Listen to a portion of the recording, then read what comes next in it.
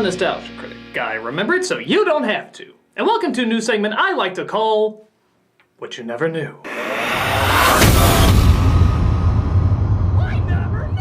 This is where I look back at films you've probably seen a million times, but it's still very likely you've missed one or two details either in the background or in the foreground. With that said, let's take a look at the 1989 classic, Batman. Yes, it's one of the most bizarrely awesome and awesomely bizarre superhero movies ever made, but just how much of it right in front of you did you miss? Today, we're gonna look at the Easter eggs, the tiny touches, and the little winks to the audience that make us want to watch these movies over and over again. They're not pre-production, post-production, or anything behind the scenes. They're just the kick-ass little moments you never realized were making the movie much more kick-ass than you thought. Let's not waste any time, let's jump right into it with Batman!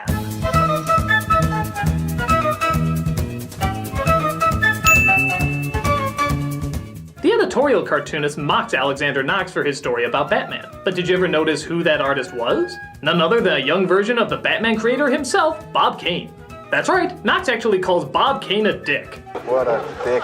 That takes balls. A lot of people remember Vicky Vale taking pictures while Batman saves the day. This results in constant flashes during the fight sequence. But did you notice that Burton liked this effect so much that he actually uses it again in the opening fight sequence? Despite the fact that there is literally no reason for it whatsoever. What, did he step on a strobe light? Did you notice that when Batman turns, his whole body turns with him? That's because the way the mask was set up, it allowed it so that he could never turn his head. Strangely enough, this is something that would stay in every single Batman film until The Dark Knight. You want to be able to turn your head. The filmmakers allowed it for so long because it allowed Batman to move totally differently from everybody else, almost giving him a strange, unworldly movement. But yeah, if you're gonna fight crime, turning your head might be a good idea too. Sure made backing out of the driveway easier.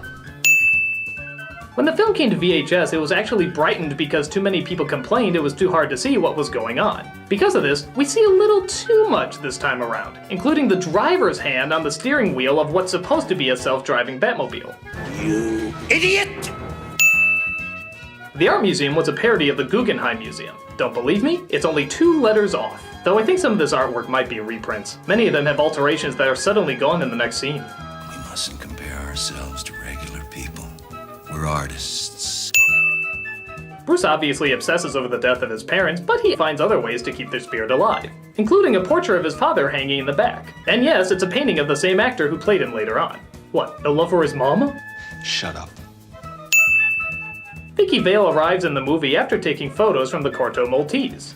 Sure could get hurt doing this stuff. Corto Maltese is an actual location in the DC universe, apparently carrying quite a gruesome history and is even the host of one of LexCorp's labs. Maybe that's what caused such a disturbing image. I don't know if it's art, but I like it.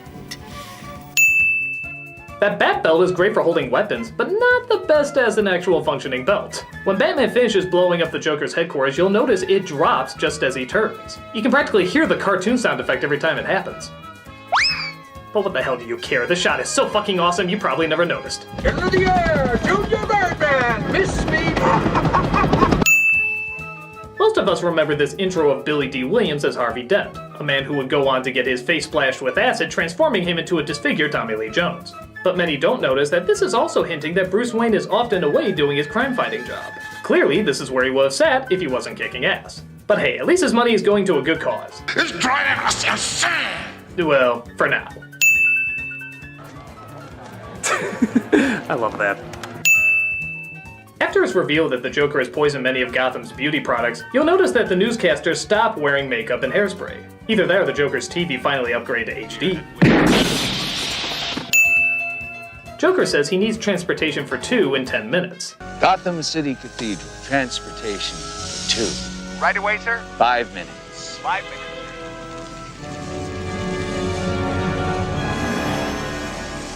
Better make it 10. Believe it or not, this takes place in real time. 10 minutes of screen footage goes by before the helicopter shows up.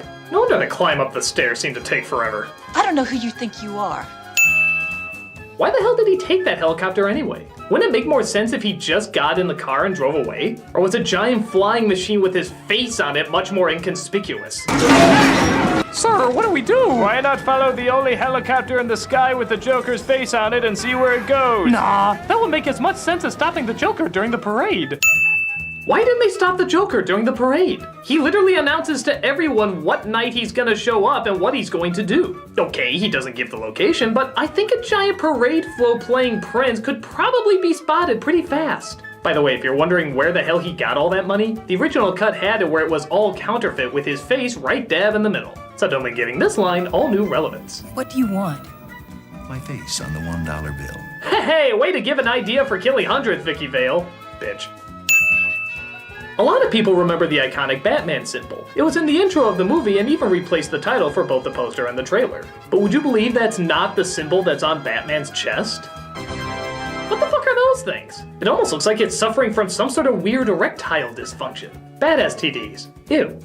You also notice that while the Batsuit looks pretty clean and badass in newer films, the original was a bit more grungy and dirty. Sometimes the ears didn't even go all the way up. Heck, just look at the belt. Well, we covered that. I know you did. And the number one thing you never knew about Batman is... Bruce Wayne remembers a young Jack Napier being his parents' killer when he freezes on a picture of it. But if he literally just moved a few papers to the left, he would have noticed that his mugshot was staring him right in the face the whole time. Yep, they called the actor who played young Jack back in just so they could put in this awesome little detail. It goes by so fast you'd miss it almost as quickly as Bruce did, adding to the tragedy of the events, but also the certainty that Bruce's memory didn't deceive him. Well, that's good, or else this would have just been confusing. You killed my parents. What? Are there any more that you noticed? Are there any other little details worth speaking about? Well, bring them up in the comments below and keep talking about a movie that's definitely worth talking about. I'm the Nostalgia Critic guy, remember it, so you don't have to. And I'm Batman.